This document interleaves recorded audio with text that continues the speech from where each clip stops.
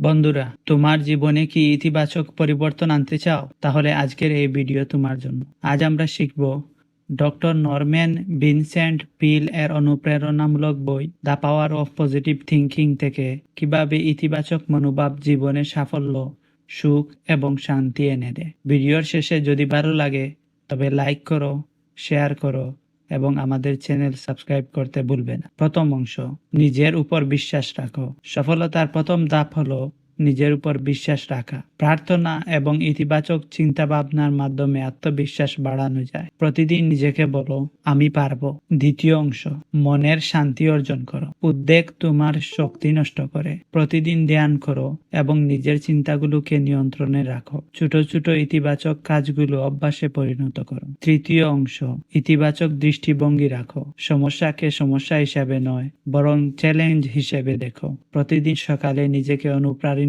করো, অন্যদের সাহায্য করো এবং সবার প্রতি সদয় হও। চতুর্থ অংশ, সাফল্যের সূত্র। নিজের লক্ষ্য নির্ধারণ করো এবং প্রতিদিন অল্প অল্প করে তার দিকে এগিয়ে যাও। ধারাবাহিক প্রচেষ্টা এবং ধৈর্য তোমাকে সাফল্যের পথে নিয়ে যাবে। মনে রাখো, তোমার চিন্তাই তোমার ভবিষ্যৎ তৈরি করে। উপসংহার, বন্ধুরা, ইতিবাচক চিন্তা ভাবনা আমাদের জীবনকে বদলে দিতে পারে। প্রতিদিন অল্প সময় ধরে ইতিবাচক চিন্তা চর্চা করো এবং নিজেকে অনুপ্রাণিত করো। বন্ধুরা, যদি এই ভিডিওটি তোমার ভালো লেগে থাকে তবে লাইক করো, শেয়ার করো এবং নতুন ভিডিও পেতে আমাদের চ্যানেল সাবস্ক্রাইব করো। আবার দেখা হবে নতুন একটি ভিডিও নিয়ে।